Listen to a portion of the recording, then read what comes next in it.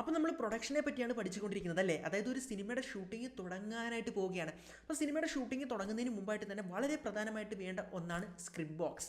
Cinema പഠിക്കണമെന്നും അതിൻ്റെ ഭാഗമാകണമെന്നും ആഗ്രഹമുള്ളവരെ help ചെയ്യാനായിട്ട് തുടങ്ങിയ യൂട്യൂബ് വീഡിയോ സീരീസിലെ 36ാമത്തെ ക്ലാസ്സിലേക്ക് ഏവർക്കും സ്വാഗതം. ഇന്നത്തെ വീഡിയോയിലൂടെ നമ്മൾ പഠിക്കാനായിട്ട് പോകുന്നത് എന്താണ് സ്ക്രിപ്റ്റ് ബോക്സ്, ഒരു സ്ക്രിപ്റ്റ് ബോക്സിനുള്ളിൽ പ്രധാനമായും വേണ്ട 5 ഡോക്യുമെൻറ്റ്സ് എന്തെല്ലാമാണെന്നും ഈ ഡോക്യുമെൻറ്റ്സ് എങ്ങനെ തയ്യാറാക്കണമെന്നും ഇതിൻ്റെ സാമ്പിൾ ടെംപ്ലേറ്റ് ഉൾപ്പെടെ കാണിച്ചുകൊണ്ട് വളരെ ഡീറ്റെയിൽ ആയിട്ടാണ് നമ്മൾ പഠിക്കാനായിട്ട് പോകുന്നത്. അങ്ങനെയാണെങ്കിൽ നമുക്ക് വീഡിയോയിലേക്ക് കടക്കാം. അങ്ങനെയാണെങ്കിൽ എന്താണ് സ്ക്രിപ്റ്റ് ബോക്സ് എന്ന് നിങ്ങൾ ആദ്യം മനസ്സിലാക്കിയിരിക്കണം. ഇത് മനസ്സിലാക്കാനായിട്ട് ഞാൻ വളരെ സിമ്പിളായിട്ടൊരു എക്സാമ്പിൾ നിങ്ങൾക്ക് പറഞ്ഞു തരാം. അതായത് നിങ്ങൾ എല്ലാവരും തന്നെ കണ്ടിട്ടുള്ളൊരു ചിത്രമായിരിക്കും നാടോടിക്കാറ്റ് എന്ന് പറയുന്നത്. ആ ഒരു ചിത്രത്തിനുള്ളിൽ നമുക്കറിയാം പവനായി എന്ന് പറയുന്നൊരു ക്യാരക്ടർ വരുന്നുണ്ടല്ലേ. അപ്പോൾ ആ ഒരു ക്യാരക്ടർ വരുന്ന സമയത്ത് അദ്ദേഹത്തിൻ്റെ ഒരു പെട്ടിയുണ്ട്. ആ ഒരു പെട്ടി തുറന്നിട്ട് അദ്ദേഹം കാണിക്കുന്നുണ്ട് അദ്ദേഹത്തിൻ്റെ ആ ഒരു പ്രൊഫഷണൽ ടൂൾ ബോക്സ് ആണതെന്നും ആ ഒരു പെട്ടിക്കകത്ത് ഇത്തരത്തിൽ കുറേയധികം സാധനങ്ങൾ, അതായത് മലപ്പുറം കത്തി മുതൽ മെഷീൻ ഗണ്ണ് വരെ അതിലുണ്ടെന്നും അദ്ദേഹം കാണിക്കുന്നുണ്ട്.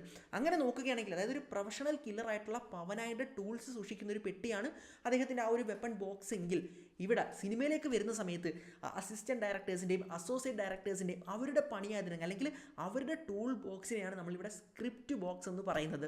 അപ്പോൾ നിങ്ങൾക്ക് സ്ക്രിപ്റ്റ് ബോക്സ് എന്താണെന്ന് ഏകദേശം ഒരു ഐഡിയ കിട്ടിയില്ലേ?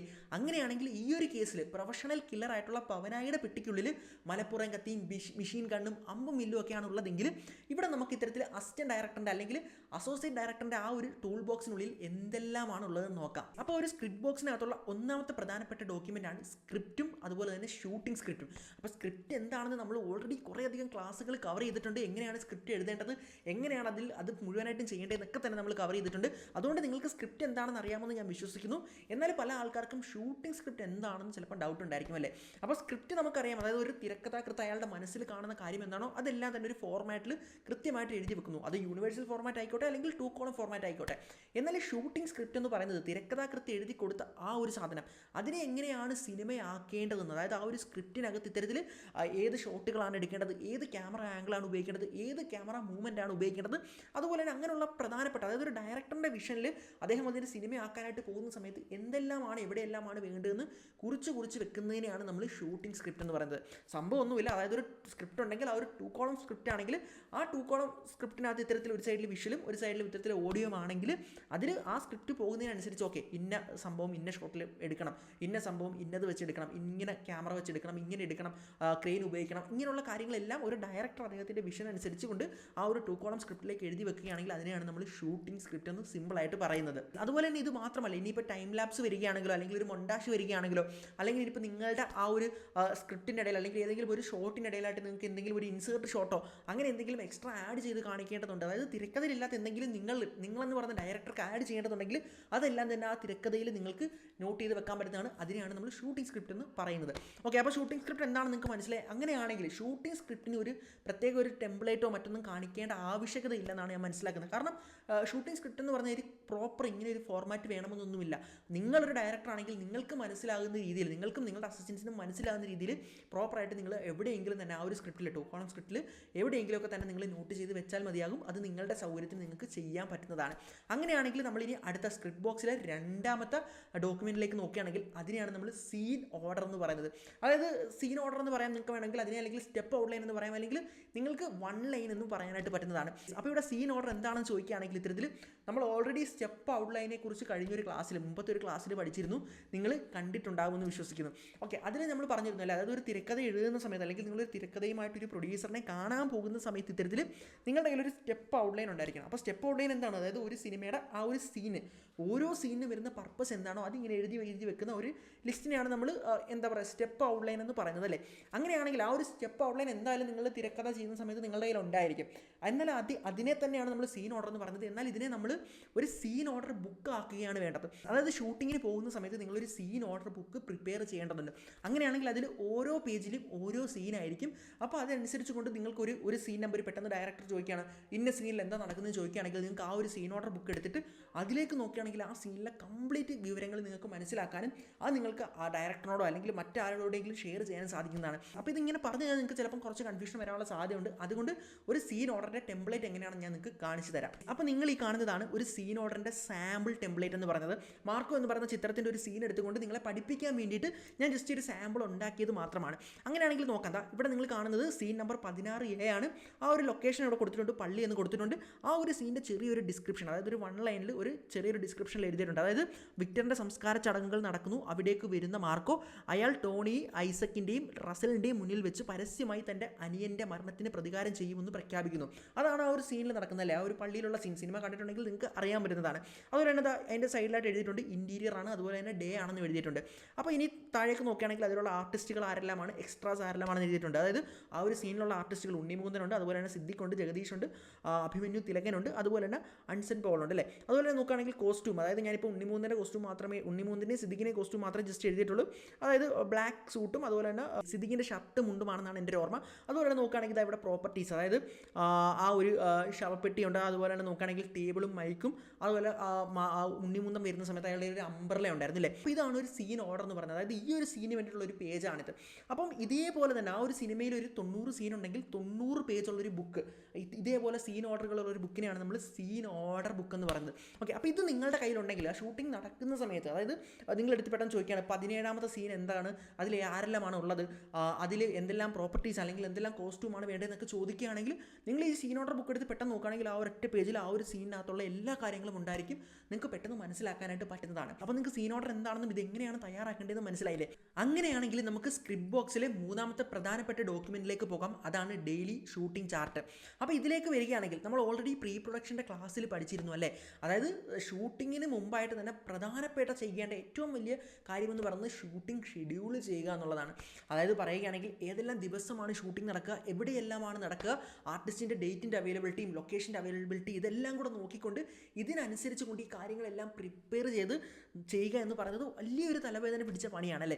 അപ്പോൾ ഇതെല്ലാം തന്നെ പ്രോപ്പറായിട്ട് ചെയ്താൽ മാത്രമേ ഈ ഷൂട്ടിങ്ങിൻ്റെ സമയത്തുള്ള താമസം, ആർട്ടിസ്റ്റുകളുടെയും മറ്റു ആൾക്കാരുടെയും താമസം, അതുപോലെ തന്നെ യാത്രകൾ, ഇനി ഈ പറയുന്ന ഷൂട്ടിങ്ങിലുള്ള ആൾക്കാരുടെ 100 കണക്കിന് ആൾക്കാരുണ്ടെങ്കിൽ അവരുടെ എല്ലാം ഭക്ഷണത്തിൻ്റെ കാര്യം, ഇതെല്ലാം തന്നെ ഈ ഒരു ഷൂട്ടിംഗ് ഷെഡ്യൂൾ പ്രകാരമാണ് നടക്കേണ്ടതല്ലേ. അപ്പോൾ അത് എങ്ങനെയാണ് ചെയ്യേണ്ടതെന്നെല്ലാം തന്നെ നമ്മൾ ഓൾറെഡി പഠിച്ചിരുന്നു. അത് നിങ്ങൾ കണ്ടിട്ടില്ലെങ്കിൽ അതിൻ്റെ ലിങ്ക് ഞാൻ ഇവിടെ കൊടുക്കുന്നതായിരിക്കും. അപ്പോൾ അന്ന് നമ്മൾ പഠിച്ചിരുന്നത് ടോട്ടൽ ഷൂട്ടിംഗ് ഷെഡ്യൂളിനെ പറ്റിയാണല്ലേ. എന്നാൽ അതുമാത്രമല്ല, ഓരോ ദിവസത്തെയും ഷൂട്ടിങ്ങിനെ നമ്മൾ ഷെഡ്യൂൾ ചെയ്ത് അതിനെ പ്രോപ്പറായിട്ട് ചാർട്ട് ചെയ്യാറുണ്ട്. അതിനെയാണ് നമ്മൾ ഡെയിലി ഷൂട്ടിംഗ് ചാർട്ട് എന്ന് പറയുന്നത്. അപ്പോൾ ഒരു ഡെയിലി ഷൂട്ടിംഗ് ചാർട്ട് തയ്യാറാക്കുന്നതിന് മുമ്പായിട്ട് നിങ്ങൾ പ്രധാനമായും ശ്രദ്ധിക്കേണ്ട കുറേയധികം കാര്യങ്ങളുണ്ട്.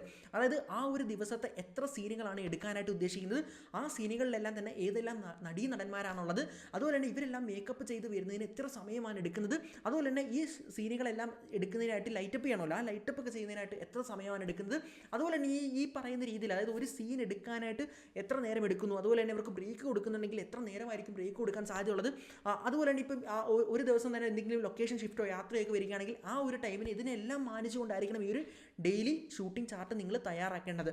അതുപോലെ തന്നെ നോക്കുകയാണെങ്കിൽ ഒരു ദിവസത്തേക്ക് നിങ്ങൾക്ക് ഒരു പ്ലാൻ എയും പ്ലാൻ ബിയും ഉണ്ടായിരിക്കണം. അതായത് ഒരു ദിവസത്തെ ഷൂട്ടിംഗ് ചാർട്ടിൽ നിങ്ങൾ 3 സീനുകളാണ് എടുക്കാനായിട്ട് ഉദ്ദേശിക്കുന്നതെന്ന് കരുതുക. അപ്പോൾ അതിലൊരു സീൻ എന്ന് പറയുന്നത് ഔട്ട്ഡോർ ആണ്. നിങ്ങളുടെ ആർട്ടിസ്റ്റുകളെല്ലാം വന്ന് നിങ്ങൾ ഷൂട്ട് ചെയ്യാനായിട്ട് പോകുന്ന സമയത്ത് ശക്തമായിട്ടൊരു മഴ പെയ്യുകയാണ്. ആ ഒരു സമയത്ത് മഴ മാറാതെ ഷൂട്ട് ചെയ്യാൻ പറ്റാത്തൊരു സാഹചര്യം വരികയും ഒരുപക്ഷെ ആ മഴ കുറേ നേരം നിൽക്കുകയാണെങ്കിൽ ഷൂട്ടിംഗ് നീണ്ടുപോകാനുള്ള സാധ്യതയുണ്ട്. അതുപോലെ തന്നെ നിങ്ങളുടെ പ്രൊഡ്യൂസർക്ക് പൈസ നഷ്ടം വരാനുള്ള സാധ്യതയുണ്ട് അല്ലേ. അപ്പോൾ ഈ ഒരു കേസിൽ നിങ്ങൾക്ക് ഒരു പ്ലാൻ ബി ഉണ്ടായിരിക്കണം. അതായത് നിങ്ങളുടെ ഡെയിലി ഈ ഒരു ഷൂട്ടിംഗ് ചാർട്ടിലുള്ള ഓൾറെഡി ഉള്ള പ്ലാൻ ആയിരുന്നു ഈ ഔട്ട്ഡോർ വെച്ച് എടുക്കുക എന്നുള്ളത്. അത് സാഹചര്യം കൊണ്ട് നടക്കാതെ പോയ സമയത്ത് നിങ്ങൾക്കൊരു പ്ലാൻ ബി ഉണ്ടായിരിക്കണം. ഒരു എക്സാമ്പിൾ പറയുകയാണെങ്കിൽ നിങ്ങളുടെ കഥയോ തിരക്കഥയോ ഒന്നും ബാധിക്കാത്ത രീതിയിൽ ഈ ഔട്ട്ഡോറുള്ള സീൻ നിങ്ങൾക്ക് ഇൻഡോറിൽ എടുക്കാനായിട്ട് പറ്റുകയാണെങ്കിൽ അത് നല്ല കാര്യമാണ് അല്ലേ. ഈ ആർട്ടിസ്റ്റുകളെല്ലാം തന്നെ പെട്ടെന്ന് ഇൻഡോറിലേക്ക് കൊണ്ടുവന്നിട്ട് അവിടെ മറ്റൊരു സെറ്റിൽ ലൈറ്റപ്പും കാര്യങ്ങളൊക്കെ അറേഞ്ച് ചെയ്തിട്ട് അത് ഇൻഡോറിൽ എടുക്കുക. അത് സ്ക്രിപ്റ്റിനെയും കഥയും ബാധിക്കുന്നില്ലെങ്കിൽ മാത്രം. ഇനി മറ്റൊരു എക്സാമ്പിൾ പറയുകയാണെങ്കിൽ, അതായത് മറ്റൊരു പ്ലാൻ ബിയുടെ എക്സാമ്പിൾ പറയുകയാണെങ്കിൽ, നിങ്ങൾ ഇതേപോലെ 3 സീനുകളാണ് എടുക്കാൻ ഉദ്ദേശിച്ചിരിക്കുന്നത്. അതിൽ ഒന്നാമത്തെ സീൻ നിങ്ങൾ എടുത്തു കഴിഞ്ഞു. രണ്ടാമത്തെ സീനിലേക്ക് പോയ സമയത്ത് അതിൽ പ്രധാനപ്പെട്ട ഒരു ആക്ടർ അല്ലെങ്കിൽ ഒരു നടൻ അതിൽ വരേണ്ടതുണ്ട്. എന്നാൽ എന്തെങ്കിലും ഒരു അസൗകര്യം കൊണ്ട് അദ്ദേഹത്തിന് വരാനായിട്ട് പറ്റുന്നില്ല. ആ ഒരു സമയത്ത് എന്തായാലും ആ ഒരു സീൻ നിങ്ങൾക്ക് എടുക്കാനായിട്ട് പറ്റുകയില്ല. എന്നാൽ ആ സമയത്ത് നിങ്ങൾ മറ്റൊരു പ്ലാൻ നിങ്ങൾ ചെയ്തിട്ടുണ്ടെങ്കിൽ, അതായത് ഈ ആക്ടർ വരാത്ത ഈ ഒരു ആക്ടർ ഒഴിച്ചിട്ട് ബാക്കി ആളുകളെല്ലാം കൂടെ ഉൾക്കൊള്ളിച്ചുകൊണ്ട് അതേ സ്ഥലത്ത് തന്നെ അല്ലെങ്കിൽ മറ്റൊരു ലൊക്കേഷനിൽ അടുത്തായിട്ട് മറ്റൊരു സീൻ നിങ്ങൾക്ക് എടുക്കാനായിട്ട് പറ്റുമെങ്കിൽ, അതും കഥയെയും സ്ക്രിപ്റ്റിനെ ഒന്നും ബാധിക്കാത്ത രീതിയിൽ ചെയ്യാനായിട്ട് പറ്റുമെങ്കിൽ അവിടെ നിങ്ങൾക്കത് അങ്ങനെ ഒരു സെക്കൻഡ് പ്ലാൻ ചെയ്യാനായിട്ട് പറ്റുന്നതാണ്. അപ്പം എപ്പോഴും ഈ ഒരു ഡെയിലി ഷൂട്ടിംഗ് ചാർട്ടിൽ ഒരു സംഭവം നടന്നില്ലെങ്കിൽ മറ്റൊരു ആൾട്ടർനേറ്റീവ് അതിന് കൊടുക്കാനായിട്ട് ശ്രമിക്കണം. എല്ലാ ദിവസങ്ങളിലും ചിലപ്പോൾ അല്ലെങ്കിൽ എല്ലാ സമയവും അത് പറ്റണമെന്നില്ല എങ്കിൽ പോലും ഇത് ഷൂട്ടിംഗ് ചാർട്ടിൽ ഡെയിലി ഷൂട്ടിംഗ് ചാർട്ടിൽ നിങ്ങൾക്ക് ഉൾപ്പെടുത്താനായിട്ട് പറ്റുന്നതാണ്. അങ്ങനെയാണെങ്കിൽ ഒരു ഡെയിലി ഷൂട്ടിംഗ് ചാർട്ടിൻ്റെ സാമ്പിൾ ഞാൻ നിങ്ങൾക്ക് ഇവിടെ കാണിച്ചു തരാം. ഇതിലേക്ക് നോക്കുകയാണെങ്കിൽ നിങ്ങൾക്ക് കാണാൻ വരുന്നത് ഡേറ്റ് ഉണ്ട്, ലൊക്കേഷൻ ഉണ്ട്, അതുപോലെ തന്നെ സമയമുണ്ട്, സീനുണ്ട്, ആർട്ടിസ്റ്റ് ആരാണ്, അവർ ഉപയോഗിക്കുന്ന പ്രോപ്പർട്ടീസ് ഏതെല്ലാമാണെന്ന് എഴുതിയിട്ടുണ്ട്. അപ്പോൾ ഇത് നിങ്ങളുടെ കയ്യിലുണ്ടെങ്കിൽ, അതായത് ഓരോ ദിവസവും നിങ്ങൾ ഈ പറയുന്ന രീതിയിൽ നോക്കിയിട്ട് ഓക്കെ എത്ര മണിക്കാണ് ഷൂട്ട് തുടങ്ങുന്നത്, ഇത്ര മണിക്കാണ്, ഇതിൻ്റെ എല്ലാം ടൈമിംഗ് നിങ്ങളുടെ കയ്യിലുണ്ടെങ്കിൽ നിങ്ങളുടെ മുഴുവൻ ക്രൂവിന് നിങ്ങൾക്ക് ഇതിൻ്റെ ഓരോ കോപ്പി വെച്ച് കൊടുത്തിട്ട് അവർക്ക് ആ ഒരു ഐഡിയ കിട്ടുന്നതാണ്. ഓക്കെ നാളെ ഏതെല്ലാം സമയത്താണ് നടക്കുന്നതെന്ന് മനസ്സിലാക്കാനായിട്ട് പറ്റുന്നതാണ്. അപ്പം ഇത് എങ്ങനെയാണ് ചെയ്യേണ്ടത് നിങ്ങൾക്ക് മനസ്സിലായെന്ന് വിശ്വസിക്കുന്നു.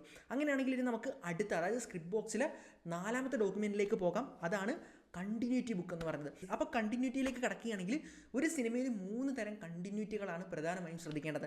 ഒന്നെന്ന് പറയുന്നത് കോസ്റ്റ്യൂം കണ്ടിന്യൂറ്റി, 2 പറയുന്നത് ആക്ഷൻ കണ്ടിന്യൂറ്റി, 3 പറയുന്നത് പ്രോപ്പർട്ടി കണ്ടിന്യൂറ്റി. അപ്പോൾ ഇത് 3 എന്താണെന്ന് നിങ്ങൾ ആദ്യം മനസ്സിലാക്കിയിരിക്കണം. അപ്പം എന്താണ് കോസ്റ്റ്യൂം കണ്ടിന്യൂറ്റി എന്ന് ചോദിക്കുകയാണെങ്കിൽ നിങ്ങൾ കണ്ടിട്ടുണ്ടായിരിക്കും അല്ലേ, അതായത് ഒരു പണ്ടത്തെ സിനിമയിലൊക്കെ ഇത്തരത്തിൽ ഒരു നായകൻ വീട്ടിൽ നിന്ന് ഇറങ്ങിയ സമയത്ത് എന്താ പറയുക, അദ്ദേഹം ഓടിച്ചിരുന്ന അല്ലെങ്കിൽ അദ്ദേഹം ഇട്ടിരുന്ന ഒരു ഷർട്ട് എന്ന് പറയുന്നത് നീല കളറായിരിക്കാം. എന്നാൽ അദ്ദേഹം ഓഫീസിൽ ചെന്ന സമയത്ത് ആ ഒരു ഷർട്ടിൻ്റെ കളർ മാറിയിട്ട് വേറൊരു വേറൊരു കളർ ഷർട്ടായിട്ടുണ്ടായിരിക്കാം. അത് ഇത് സംഭവിക്കുന്നത് എന്താണെന്ന് വെച്ച് കഴിഞ്ഞാൽ ഈ നായകൻ വീട്ടിൽ നിന്ന് ഇറങ്ങുന്ന സമയം ആ ഒരു സീൻ എടുത്തതെന്ന് പറയുന്നത് 10 ദിവസം മുമ്പായിരിക്കാം. എന്നാൽ അദ്ദേഹം ഓഫീസിൽ ചെല്ലുന്നതെന്ന് പറയുന്നത് ആ വീട്ടിലെ ഷൂട്ടുകളെല്ലാം തീർത്തിട്ട് 1-2 ആഴ്ച കഴിഞ്ഞിട്ടായിരിക്കും ഓഫീസിലെ ഷൂട്ട് നടക്കുന്നത്. ആ ഒരു സമയത്ത് നീല കളർ ഷർട്ടാണെന്ന് മാത്രമേ ചിലപ്പോൾ ആ ഒരു സിനിമ ചെയ്യുന്ന ആൾക്കാർ ഓർത്തിട്ടുണ്ടായിരിക്കും. എന്നാൽ എക്സാക്റ്റ് നീല ആ ഒരു ഷർട്ട് ആയിരിക്കില്ല അവർ എടുക്കുന്നത്. അപ്പോൾ അവിടെ ഒരു ഡ്രസ്സിൻ്റെ ആ ഒരു വ്യത്യാസം വന്നല്ലേ. അപ്പോൾ ഇതേപോലെയാണ് നിങ്ങൾ കണ്ടിട്ടുണ്ടായിരിക്കും. അതായത് എന്താ പറയുക, വീട്ടിൽ നിന്ന് ഇറങ്ങിയ സമയത്ത് നായകൻ ചിലപ്പോൾ ഷൂ ആയിരിക്കും ഇട്ടിരുന്നത്, എന്നാൽ വേറൊരു സ്ഥലത്തേക്ക് എത്തിയ സമയത്ത് അദ്ദേഹം ഷൂ മാറിയിട്ട് ഷൂവിൻ്റെ കളറോ അല്ലെങ്കിൽ ഷൂ തന്നെ മാറിയിട്ട് ചെരുപ്പൊക്കെ ആവുന്ന സീനുകളുണ്ടായിരിക്കാം. അപ്പോൾ ഇത്തരം തെറ്റുകൾ സിനിമയിൽ സംഭവിക്കാതിരിക്കാൻ വേണ്ടിയിട്ട് ആ ഒരു കോസ്റ്റ്യൂമിൻ്റെ കണ്ടിന്യൂറ്റി കൃത്യമായിട്ട് നോക്കേണ്ടതുണ്ട്. അപ്പം ഞാൻ ഓൾറെഡി പറഞ്ഞിരുന്നു പ്രീ പ്രൊഡക്ഷൻ്റെ ക്ലാസ്സിൽ ഇത്തരത്തിൽ ഒരു അസിസ്റ്റൻറ്റ് ഡയറക്ടർ കോസ്റ്റ്യൂമിൻ്റെ കാര്യം, അതായത് ഓരോ ആക്ടേഴ്സിനും വേണ്ട കോസ്റ്റ്യൂം ഏതെല്ലാമാണെന്നും അത് നോക്കി മനസ്സിലാക്കുക അല്ലെങ്കിൽ അതിലെ ഫോക്കസ് ചെയ്യാനായിട്ട് ഒരു അസിസ്റ്റൻറ്റ് ഡയറക്ടർ ഉണ്ടായിരിക്കുമെന്ന് ആ ഒരു അസിസ്റ്റൻറ്റ് ഡയറക്ടർ തന്നെയായിരിക്കും ഇത്തരത്തിൽ ഈ ഒരു കോസ്റ്റ്യൂം കണ്ടിന്യൂറ്റി എങ്ങനെയാണ് എന്ന് നോക്കുന്നത്. അപ്പോൾ കുറച്ചുകൂടി ക്ലിയർ ആയിട്ട് പറയുകയാണെങ്കിൽ കോസ്റ്റ്യൂം കണ്ടിന്യൂറ്റിക്ക് ഒരു ബുക്ക് ഉണ്ടായിരിക്കും. ആ ഒരു ബുക്കിൻ്റെ ആ ഒരു ഫസ്റ്റ് പേജിൽ തന്നെ ഇത്തരത്തിൽ ടോട്ടൽ എത്ര സീനാണോ, അതായത് എത്ര സീനുണ്ട്, സബ് സീനുണ്ട്, ഇതെല്ലാം തന്നെ എഴുതി വെക്കുന്നതായിരിക്കും. അപ്പോൾ അതുപോലെ തന്നെ ആ ഒരു ബുക്കിൻ്റെ 2ാമത്തെ പേജിലേക്ക് വരികയാണെങ്കിൽ ഓരോ സീൻ്റെയും ആ ഒരു ഓരോ സീനിലുമുള്ള ആ ഒരു സീൻ ഓർഡർ അനുസരിച്ച് എന്താണോ അതിൽ ആ ഒരു സീനിനുള്ള ആ ഒരു രത്നച്ചുരുക്കം 1 ലൈനിൽ എഴുതി വെച്ചിട്ടുണ്ടായിരിക്കും. അപ്പോൾ ഈ ഒരു കണ്ടിന്യൂറ്റി ബുക്ക് എടുത്ത് നോക്കുന്ന സമയത്ത് അതിൻ്റെ ആദ്യത്തെ പേജിൽ തന്നെ ഇത്തരത്തിൽ എല്ലാ സീൻ നമ്പറും ഉണ്ട്. അത് ഏത് സീനാണെന്ന് മനസ്സിലാക്കാൻ വേണ്ടി അടുത്ത പേജ് എടുക്കുകയാണെങ്കിൽ അതിനകത്ത് ഈ ഒരു 1 ലൈൻ എല്ലാം എഴുതി വെച്ചിട്ടുണ്ടായിരിക്കും. അങ്ങനെയാണെങ്കിൽ ഓരോ സീൻ കഴിയുന്നതനുസരിച്ച്, ഓരോ സീൻ്റെ ഷൂട്ട് കഴിയുന്നതനുസരിച്ച് ഈ ഒരു ഫ്രണ്ട് പേജിലുള്ള ആ സീൻ നമ്പറിൽ വട്ടം ഇട്ട് പോവുക അല്ലെങ്കിൽ അത് ടിക്ക് ചെയ്ത് പോവുകയാണെങ്കിൽ ആ ഒരു കണ്ടിന്യൂറ്റി ബുക്ക് ചെക്ക് ചെയ്യുന്ന അല്ലെങ്കിൽ ആ ഒരു കണ്ടിന്യൂറ്റി ബുക്ക് മെയിൻറ്റെയിൻ ചെയ്യുന്ന അസിസ്റ്റൻറ്റ് ഡയറക്ടർക്ക് അത് മനസ്സിലാവും. ഓക്കെ ഇന്ന സീനുകളെല്ലാം എടുത്തു കഴിഞ്ഞു, അതുകൊണ്ട് ഇനി അതിൽ ഫോക്കസ് ചെയ്യേണ്ടതാണ്. ഓക്കെ അങ്ങനെയാണെങ്കിൽ ആ ഒരു ബുക്കിൻ്റെ ഫസ്റ്റ് പേജും സെക്കൻഡ് പേജും ഞാൻ പറഞ്ഞു കഴിഞ്ഞു.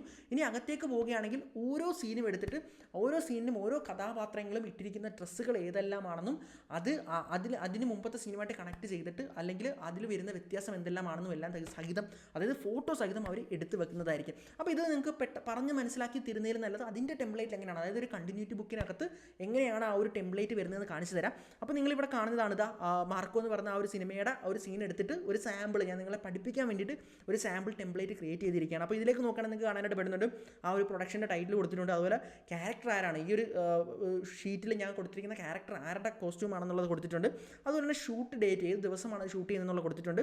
അപ്പോൾ ഇവിടേക്ക് നോക്കുകയാണെങ്കിൽ കാണാൻ പറ്റുന്നുണ്ട് സീൻ നമ്പർ ഉണ്ട്, അതുപോലെ തന്നെ ആർട്ടിസ്റ്റ് ആരാണെന്നുള്ളത് ഉണ്ണിന്ന് കൊടുത്തിട്ടുണ്ട്, കോസ്റ്റ്യൂം നമ്പർ, അതായത് ഓരോ കോസ്റ്റ്യൂമിനും ഓരോ നമ്പർ ഇട്ടിട്ടായിരിക്കും ഇത് മാറിപ്പോകാതിരിക്കാനും ഒക്കെ വേണ്ടിയിട്ട്, കാരണം ഓരോ കോസ്റ്റ്യൂമും ഓരോ ആക്ടറിന് വേണ്ടിയിട്ട് കൃത്യം സൈസിൽ ചെയ്തിട്ടുള്ളതാണല്ലോ. അപ്പോൾ അത് മാറിപ്പോയിരിക്കാൻ വേണ്ടി അതിനെല്ലാം കോസ്റ്റ്യൂം നമ്പേഴ്സ് ഉണ്ടായിരിക്കും.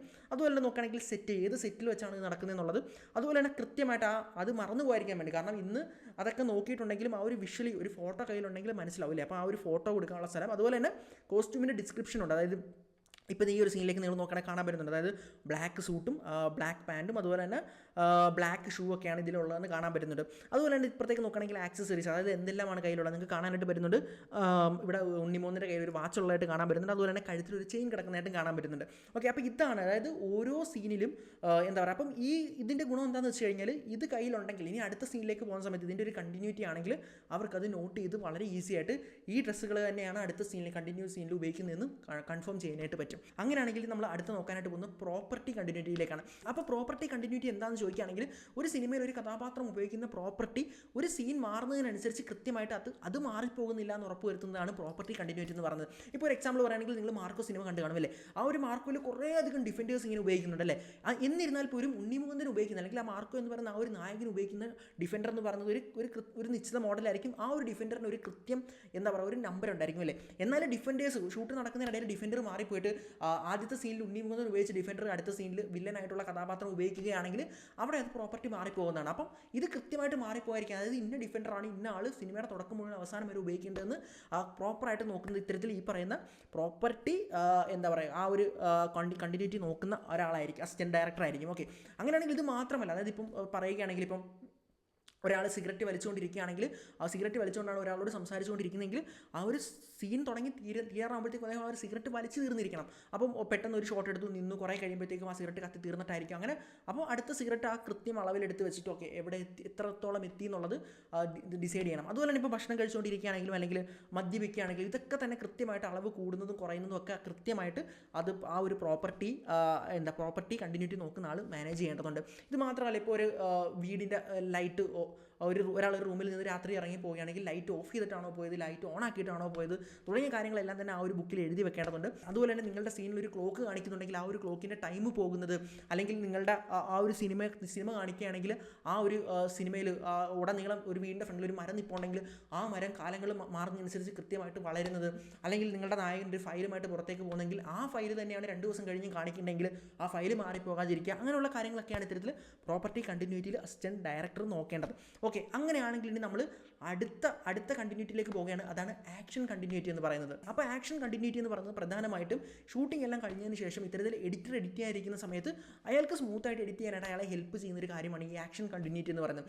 ഇപ്പോൾ ഉദാഹരണം പറയുകയാണെങ്കിൽ ഒരു സിനിമയിൽ ഒരു നായകൻ ഏത് സൈഡിൽ നിന്ന് വന്നു, എവിടേക്ക് പോയി, അതുപോലെ തന്നെ ഒരു നായകൻ വില്ലനെ നോക്കിയിട്ട് ഏത് ആംഗിളിലാണ് സംസാരിച്ചത്, അതുപോലെ എവിടേക്കാണ് കൈ ചൂണ്ടിയത്, വലത്തോട്ടാണോ ഇടത്തോട്ടാണോ നോക്കിയത്, ഒരു കസേരയിൽ വന്ന് ഇരുന്നിട്ടുണ്ടെങ്കിൽ കസേരയിൽ നേരെയാണോ ഇരുന്നത്, ചരിഞ്ഞാണോ ഇരുന്നത്, അങ്ങോട്ട് നോക്കിയാണോ ഇങ്ങോട്ട് നോക്കിയാണോ വരുന്നത് തുടങ്ങിയ എല്ലാ കാര്യങ്ങളും പ്രോപ്പറായിട്ടുള്ള കാര്യങ്ങളെല്ലാം തന്നെ ഇത്തരത്തിൽ ഈ ഒരു ആക്ഷൻ കണ്ടിന്യൂറ്റിയിൽ നോക്കേണ്ടതുണ്ട്. അതായത് നടന്മാരുടെ ഓരോ പ്രവർത്തികളും ചലനങ്ങളും കൃത്യമായിട്ട് നിങ്ങൾ ഫോട്ടോ എടുത്ത് വെക്കുകയോ അല്ലെങ്കിൽ കൃത്യമായിട്ട് രേഖപ്പെടുത്തിയിരിക്കണം. അതും ഈ പറഞ്ഞ രീതിയിൽ നിങ്ങൾക്ക് ടെംപ്ലേറ്റ്സ് ഉപയോഗിച്ചുകൊണ്ട് സേവ് ചെയ്ത് വെക്കാൻ പറ്റുന്നതാണ്. അപ്പോൾ ഞാൻ ഓൾറെഡി ഒരു കോസ്റ്റ്യൂമിൻ്റെ ആ ഒരു സാമ്പിൾ ടെംപ്ലേറ്റ് നിങ്ങളെ കാണിച്ചില്ലേ, ഇതുപോലെ തന്നെയാണ് ഇത്തരത്തിൽ ആക്ഷനും അതുപോലെ തന്നെ ഇത്തരത്തിൽ പ്രോപ്പർട്ടിക്കും ഒരു സാമ്പിൾ ടെംപ്ലേറ്റ് ഉണ്ടായിരിക്കുന്നത്. അങ്ങനെയാണെങ്കിൽ സ്ക്രിപ്റ്റ് ബോക്സിൻ്റെ അടുത്ത 5ാമത്തെ ഡോക്യുമെൻറ്റിലേക്ക് പോകാം. അതാണ് ഓക്കെ റിപ്പോർട്ട്.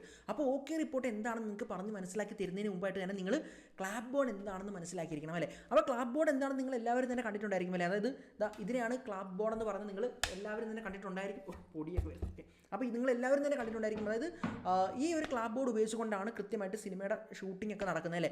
ആ ക്യാമറയുടെ മുമ്പിൽ വെച്ച് ഇങ്ങനെ അടിക്കുന്നത് നിങ്ങൾ കണ്ടിട്ടുണ്ടായിരിക്കും, എന്നിട്ട് എടുത്ത് മാറ്റുന്നുണ്ടായിരിക്കും. അപ്പോൾ ഈ ഒരു ക്ലാപ്പ് ബോർഡിനകത്ത് നിങ്ങൾ ശ്രദ്ധിച്ച് കഴിഞ്ഞാൽ കാണാൻ പറ്റും. അതായത് സീൻ നമ്പർ, ടേക്ക് നമ്പർ, അങ്ങനെ കുറേ നമ്പേഴ്സൊക്കെ അതിൽ എഴുതി വെച്ചിട്ടുണ്ട്. അപ്പോൾ ഈ നമ്പേഴ്സൊക്കെ എന്തിനാണെന്ന് ചോദിക്കുകയാണെങ്കിൽ കൃത്യമായിട്ട് എഡിറ്ററിനെ ഹെൽപ്പ് ചെയ്യാൻ വേണ്ടിയിട്ട്, അതായത് എഡിറ്റ് ചെയ്യുന്ന സമയത്ത് ഏതെല്ലാം ഷോട്ടുകൾ അല്ലെങ്കിൽ ഏതെല്ലാം ടേക്കുകളാണ് വേണ്ടത് കറക്റ്റായിട്ടുള്ളതെന്ന് മനസ്സിലാക്കിയിട്ട് കൃത്യമായിട്ട് വളരെ എളുപ്പത്തിൽ എഡിറ്റ് ചെയ്യാൻ വേണ്ടിയിട്ടാണ് ഈ ഒരു ക്ലാപ്പ് ബോർഡ് പ്രധാനമായിട്ടും ഉപയോഗിക്കുന്നത്. ഓക്കെ, അപ്പോൾ ക്ലാപ്പ് ബോർഡിനെ കുറിച്ച് പറയുകയാണെങ്കിൽ കുറേയധികം ഡീറ്റെയിൽ ആയിട്ട് പറയേണ്ടതുണ്ട്. അപ്പോൾ അതിന് സെപ്പറേറ്റ് ഒരു ഡെഡിക്കേറ്റഡ് ആയിട്ടുള്ളൊരു വീഡിയോ ഞാൻ എന്തായാലും ചെയ്യുന്നതായിരിക്കും. എന്നിരുന്നാലും നിങ്ങൾക്ക് ക്ലാപ്പ് ബോർഡ് എന്താണെന്നും അതിൻ്റെ ഒരു ബേസിക് ഐഡിയ കിട്ടിയില്ലേ, അങ്ങനെയാണെങ്കിൽ ആ ഒരു ബേസിക് ഐഡിയ മനസ്സിൽ വെച്ചിരിക്കണം. എങ്കിൽ മാത്രമേ നിങ്ങൾക്ക് ഓക്കെ റിപ്പോർട്ട് എന്താണെന്ന് മനസ്സിലാവുകയുള്ളൂ. ഓക്കെ, അങ്ങനെയാണെങ്കിൽ ഓക്കെ റിപ്പോർട്ടിലേക്ക് നമ്മൾ പോവുകയാണെങ്കിൽ, അതായത് ഒരു സിനിമയുടെ ഷൂട്ടിംഗ് നടക്കുന്ന സമയത്ത്, ഓക്കെ ക്ലാപ്പ് ബോർഡ് ഉണ്ടല്ലോ. ഓക്കെ, അങ്ങനെയാണെങ്കിൽ ഒരു സിനിമയുടെ ഷൂട്ടിംഗ് നടക്കുന്ന സമയത്ത് ഒരു എക്സാമ്പിൾ പറയുകയാണ്, എന്താ പറയുക, ഒരു 10ാമത്തെ സീനാണ് എടുക്കാനായിട്ട് പോകുന്നത്. ആ ഒരു 10ാമത്തെ സീൻ എന്ന് പറയുന്നത് നായകനും വില്ലനും തമ്മിൽ സംസാരിച്ചുകൊണ്ട് നിൽക്കുന്നതാണെന്ന് നിങ്ങൾ ജസ്റ്റ് ഒന്ന് സങ്കല്പിക്കുക. അപ്പോൾ ആ ഒരു 10ാമത്തെ സീനിലെ 7ാമത്തെ ഷോട്ട് എന്ന് പറയുന്നത്, അതായത് വില്ലൻ സിഗരറ്റ് കത്തിച്ചിട്ട് നായകനോട് ഒരു ഡയലോഗ് പറയുന്നതാണ് 7ാമത്തെ ഷോട്ട് എന്ന് കരുതുക. ഓക്കെ, അപ്പോൾ ക്ലാപ്പ് ബോർഡിൽ 10ാമത്തെ സീൻ എന്ന് എഴുതിയിട്ടുണ്ട്, അതുപോലെ തന്നെ എന്താ പറയുക 7ാമത്തെ ഷോട്ട് എന്ന് എഴുതിയിട്ടുണ്ട്. അങ്ങനെയാണെങ്കിൽ 7ാമത്തെ ഷോട്ട് കഴിഞ്ഞിട്ട് ആ ഒരു 7ാമത്തെ ഷോട്ടിൻ്റെ ആദ്യത്തെ ടേക്ക്, ഓക്കെ വില്ലൻ സിഗരറ്റ് കത്തിക്കുന്നു, എന്നിട്ട് ഡയലോഗ് പറഞ്ഞു, തെറ്റി.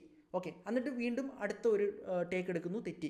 ഓക്കെ, അപ്പോഴത്തേക്കും സിഗരറ്റ് കുറേ കത്തി തീർന്നു. ആ സിഗരറ്റ് കളഞ്ഞിട്ട് വീണ്ടും അടുത്ത പുതിയ സിഗരറ്റ് കൊടുക്കുന്നു, അയാൾ വീണ്ടും കത്തിച്ചിട്ട് ഡയലോഗ് പറയുന്നു.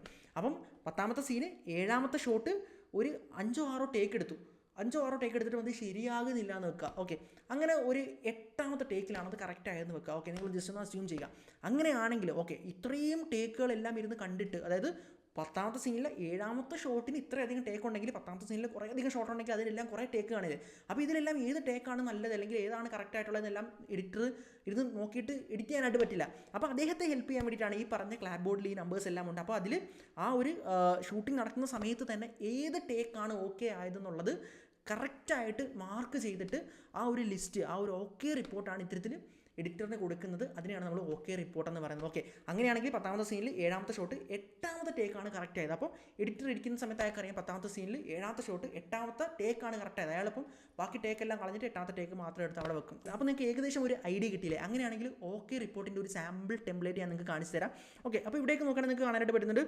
ഇതും മാർക്കോടെ തന്നെ ഒരു സാമ്പിൾ ഞാൻ എടുത്ത് നിങ്ങൾക്ക് വേണ്ടിയിട്ട് പഠിപ്പിക്കാൻ വേണ്ടിയിട്ട് ക്രിയേറ്റ് ചെയ്തതാണ്. അപ്പോൾ ഇതിലേക്ക് നോക്കുകയാണെങ്കിൽ നിങ്ങൾക്ക് കാണാനായിട്ട് പറ്റുന്നത് ക്യൂബ്സ് എൻ്റർടൈൻമെൻറ്റ് ഉണ്ട്. അതുപോലെ തന്നെ സിനിമയുടെ പേരുണ്ട്, ഡയറക്ടറുടെ പേര് എഴുതിയിട്ടുണ്ട്, അതുപോലെ തന്നെ എഡിറ്റർ ആരാന്നുള്ള അയാളുടെ പേര് ഇവിടെ ഉണ്ടായിരിക്കും. ഓക്കെ, അങ്ങനെയാണെങ്കിൽ ഇവിടേക്ക് നോക്കുകയാണെങ്കിൽ നിങ്ങൾക്ക് കാണാൻ പറ്റുന്നുണ്ട് സീൻ നമ്പർ ഉണ്ട്, അതുപോലെ തന്നെ ഷോട്ട് നമ്പർ ഉണ്ട്, അതുപോലെ തന്നെ ഓക്കെ ടേക്ക്, അതായത് കൃത്യമായി അതായത് ശരിയായിട്ടുള്ള ടേക്ക് ഏതാണെന്ന് കൊടുത്തിട്ടുണ്ട്. അതായത് ഇപ്പോൾ ഇവിടെ എക്സാമ്പിൾ പറയുകയാണെങ്കിൽ 20ാമത്തെ സീനിൽ 4ാമത്തെ ഷോട്ട് എടുത്ത സമയത്ത് അത് 1ാമതെടുത്തു ശരിയായില്ല, 2ാമതെടുത്തു, 3ാമതെടുത്തപ്പോഴാണ് അത് കറക്റ്റ് ആയത്. എന്നാൽ 20ാമത്തെ സീനിൽ അടുത്ത 5ാമത്തെ ഷോട്ട് എടുത്ത സമയത്ത് അത് 1 എടുത്തു ശരിയായില്ല, 2 എടുത്തു ശരിയായില്ല, അങ്ങനെ 6ാമത്തെ ടേക്കാണ് കറക്റ്റ് ആയത്. ഓക്കെ, അപ്പോൾ ഇവിടേക്ക് നോക്കുകയാണെങ്കിൽ നിങ്ങൾക്ക് കാണാനായിട്ട് വരുന്നത് ഡിസ്ക്രിപ്ഷൻ ഉണ്ട്. അതായത് 20ാമത്തെ സീനിൽ 4ാമത്തെ ഷോട്ട് എന്ന് പറയുന്നത് എന്താ പറയുക, നിങ്ങൾക്ക് കാണാൻ വരുന്നുണ്ട് മീഡിയം ഷോട്ടാണ്. ഉണ്ണിയും സിദ്ദിഖും തമ്മിൽ സംസാരിക്കുന്നതാണ് ഒരു മീഡിയം ഷോട്ട് എന്ന് വെച്ചിരിക്കുന്നത്. ഓക്കെ, അങ്ങനെയാണെങ്കിൽ അതിൻ്റെ റിമാർക്ക് കൊടുത്തിട്ടുണ്ട്. അപ്പോൾ ഇവിടെ നിങ്ങൾക്ക് കാണാൻ പറ്റും end clap, no clap, last take okay അങ്ങനെ കുറേ റിമാർക്സ് ഒക്കെ കൊടുത്തിട്ടുണ്ട് അല്ലേ. അങ്ങനെയാണെങ്കിൽ വളരെ പ്രധാനപ്പെട്ട 4 റീമാർക്കുകൾ എന്തെല്ലാമാണെന്ന് കൂടി ഞാൻ പെട്ടെന്നൊന്ന് പറയാം. അപ്പോൾ ഇവിടെ ആദ്യം തന്നെ നിങ്ങൾ കാണുന്നത് എൻഡ് ക്ലാപ്പാണ്. അപ്പോൾ എൻഡ് ക്ലാപ്പ് എന്താണെന്ന് ചോദിക്കുകയാണെങ്കിൽ നിങ്ങൾക്കറിയാമല്ലോ, ഒരു ഷോട്ട് എടുക്കുന്നതിന് മുമ്പായിട്ട് എന്തായാലും ഈ ഒരു ക്ലാപ്പ് ബോർഡ് അടിച്ചിരിക്കുമെന്ന്. എന്നാൽ ഏതെങ്കിലും ഒരു സാഹചര്യത്തിൽ ഈ ഒരു ക്ലാപ്പ് ബോർഡ് അടിക്കാൻ പറ്റിയില്ല, എന്നാൽ എടുത്ത ഷോട്ട് നല്ലതാണെങ്കിൽ ആ ഒരു സമയത്ത് ആ ഒരു ഷോട്ട് എൻഡ് ആകുന്ന സമയത്ത് ഈ ഒരു ക്ലാപ്പ് ബോർഡ് എടുത്തിട്ട് അത് തിരിച്ച് പിടിച്ചിട്ട് ആ ഒരു നമ്പർ, അതിൽ ആ ഒരു നമ്പർ എക്സ്പോസ് ചെയ്യുന്നതായിരിക്കും. എന്നിട്ട് ഈ ഒരു എൻഡ് ക്ലാപ്പ് ബോർഡ് ഈ ഒരു ഓക്കെ റിപ്പോർട്ടിൽ കാണുന്ന സമയത്ത് ആ ഒരു എഡിറ്റർക്ക് മനസ്സിലാവും ഓക്കെ, അപ്പോൾ ഇതിൻ്റെ ക്ലാപ്പ് ബോർഡിൻ്റെ ആ ഒരു പ്രിവ്യൂ ഉള്ളത് ഇതിൻ്റെ ഏറ്റവും അവസാനമാണെന്ന് മനസ്സിലാക്കാൻ അദ്ദേഹത്തിന് പറ്റുന്നതാണ്. ഓക്കെ, അതുപോലെ ഇനി നോ ക്ലാപ്പ് എന്താണെന്ന് പറയുകയാണെങ്കിൽ ഏതെങ്കിലും ഒരു സാഹചര്യത്തിൽ ഇങ്ങനെ ക്ലാപ്പ് ബോർഡ് ചെയ്യാനായിട്ട് പറ്റിയില്ലെങ്കിൽ അത് മനസ്സിലാക്കി കൊടുക്കാൻ വേണ്ടിയിട്ടാണ് ഈ ഒരു നോ ക്ലാപ്പ് എന്ന് എഴുതുന്നത്. അതിനൊപ്പം തന്നെ എന്തായിരുന്നു ആ റീസൺ അല്ലെങ്കിൽ അതിൽ ആ ഒരു ഡിസ്ക്രിപ്ഷനോട് കൂടി അവിടെ എഴുതുകയാണെങ്കിൽ എഡിറ്റർക്ക് വളരെ ഈസി ആയിട്ട് മനസ്സിലാക്കാൻ പറ്റുന്നതാണ്. ഇനി ലാസ്റ്റ് ടേക്ക് ഓക്കെ എന്ന് പറയുകയാണെങ്കിൽ ഇപ്പോൾ ഒരു എക്സാമ്പിൾ പറയുകയാണെങ്കിൽ ഒരു മൃഗത്തെ കൊണ്ട് അഭിനയിപ്പിക്കുക അല്ലെങ്കിൽ ഒരു കുട്ടിയെ കൊണ്ട് അഭിനയിപ്പിക്കുന്ന സമയത്ത് ആ ഒരു സമയത്ത് നമ്മളുടെ കയ്യിൽ കൺട്രോൾ ഉണ്ടായിരിക്കില്ലല്ലേ. ഇപ്പോൾ ഒരു എക്സാമ്പിൾ പറയുകയാണെങ്കിൽ ഒരു ഡോഗ്, ഒരു ട്രെയിൻഡ് ആയിട്ടുള്ള ഡോഗ് ഒരു പന്ത് എടുത്തിട്ട് വരേണ്ടതാണ് ഷോട്ടെങ്കിൽ, ഒരു പക്ഷേ ആ ഒരു ഡോഗിൻ്റെ ഇടയ്ക്ക് പന്ത് എടുക്കാൻ പറഞ്ഞിട്ട് അത് എടുക്കുന്നില്ല, അതിങ്ങനെ എടുത്തുകൊണ്ട് വരുന്നു, കറക്റ്റ് ആവുന്നില്ലെങ്കിൽ ആ ഒരു ഷോട്ട് കട്ട് ചെയ്യാതെ വീണ്ടും ഇങ്ങനെ അതിനെ കൊണ്ട് ട്രൈ ചെയ്തുകൊണ്ടിരിക്കും. അങ്ങനെ ട്രൈ ചെയ്തുകൊണ്ടിരിക്കുന്ന സമയത്ത് അവസാനമായിരിക്കും ഏതെങ്കിലും ഒരു എന്താ പറയുക ഒരു ഇത് ടേക്ക് കറക്റ്റ് ആവുന്നത്. അങ്ങനെ അവസാനത്തെ ആ ഒരു ടേക്കാണ് കറക്റ്റ് ആവുന്നതെങ്കിൽ ഒന്നും നോക്കേണ്ട, അവസാനത്തെ ടേക്ക് ഏതാണോ അതിലേക്ക് പോകുക, അത് എടുക്കുക എന്നുള്ളതാണ്. ഇത് മാത്രമല്ല കുറേയധികം കാര്യങ്ങളുണ്ട്. ഇതെല്ലാം തന്നെ ഒരു എഡിറ്റർ വ്യക്തമായിട്ട് പഠിച്ചിരുന്നാൽ മതി. എങ്ങിരുന്നാൽ പോലും നിങ്ങളൊരു ഡയറക്ടർ ആണെങ്കിൽ ഇതിൻ്റെ ബേസിക് ഒക്കെ ജസ്റ്റ് ഒന്ന് മനസ്സിലാക്കി അറിഞ്ഞിരിക്കുക. അപ്പോൾ നിങ്ങൾക്ക് സ്ക്രിപ്റ്റ് ബോക്സ് എന്താണെന്നും അതിനുള്ളിൽ പ്രധാനമായിട്ടും ഉണ്ടായിരിക്കുന്ന ഈ ഡോക്യുമെൻ്റ് എന്തെല്ലാമാണെന്നും ഏകദേശം ഒരു ധാരണ കിട്ടിയെന്ന് ഞാൻ വിശ്വസിക്കുന്നു. അപ്പോൾ നിങ്ങളൊരു അസോസിയേറ്റ് ഡയറക്ടർ അല്ലെങ്കിൽ അസിസ്റ്റൻറ്റ് ഡയറക്ടർ ആകുന്ന സമയത്ത് ഈ പറഞ്ഞ ഡോക്യുമെൻറ്റുകളെല്ലാം ഉപയോഗിച്ചുകൊണ്ടാണ് ഇത്തരത്തിൽ നിങ്ങളുടെ ആ ഒരു സിനിമയുടെ ഷൂട്ടിംഗ് സമയത്ത് നിങ്ങൾ കാര്യങ്ങളെല്ലാം തന്നെ ചെയ്യേണ്ടത്. അപ്പോൾ ഇതൊക്കെ ഞാനൊരു സാമ്പിൾ ടെംപ്ലേറ്റ് നിങ്ങൾക്ക് മനസ്സിലാവാൻ വേണ്ടിയിട്ട് സിമ്പിളായിട്ട് കാണിച്ചു തന്നേ ഉള്ളൂ. ഇപ്പോൾ സിനിമയിൽ ഈ പറയുന്ന രീതിയിൽ ഐപാഡും മറ്റ് കാര്യങ്ങളൊക്കെ വെച്ചിട്ട് ഡെഡിക്കേറ്റഡ് ആയിട്ടുള്ള പല സോഫ്റ്റ്വെയർസ് ഉപയോഗിച്ചാണ് ഈ കാര്യങ്ങളെല്ലാം തന്നെ ചെയ്യുന്നത്. അതുകൊണ്ട് തന്നെ ഇവരുടെ വർക്കുകളെല്ലാം കൊണ്ട് കുറച്ചുകൂടി ഈസി ആവുന്നതായിരിക്കും. അതായത് നിങ്ങളൊരു ഡയറക്ടർ ആണെങ്കിൽ നിങ്ങൾ ഇതൊന്നും ആലോചിച്ച് തല ഉണ്ടാക്കേണ്ട ആവശ്യമില്ല. എന്നിരുന്നാൽ പോലും നിങ്ങൾ ഇതെല്ലാം മനസ്സിലാക്കിയിരിക്കണം. കാരണം നിങ്ങളുടെ അസിസ്റ്റൻറ്റ് ഡയറക്ടറോ അല്ലെങ്കിൽ അസോസിയേറ്റ് ഡയറക്ടറോ അവരുടെ ഭാഗത്ത് നിന്ന് എന്തെങ്കിലും ഒരു തെറ്റോ വീഴ്ചയോ സംഭവിക്കുകയാണെങ്കിൽ പോലും അത് ക്ലിയർ ആക്കട്ടെ അല്ലെങ്കിൽ ശരിയാക്കേണ്ട ഉത്തരവാദിത്തം നിങ്ങൾക്കുള്ളത് കൊണ്ട് തന്നെ തീർച്ചയായിട്ടും ഇതെല്ലാം തന്നെ മനസ്സിലാക്കിയിരിക്കണം. അപ്പോൾ ഈ ഒരു വീഡിയോ എല്ലാവർക്കും തന്നെ ഉപകാരപ്പെട്ടു എന്ന് വിശ്വസിക്കുന്നു. അടുത്തൊരു വീഡിയോയിൽ കാണുമ്പോഴേക്കും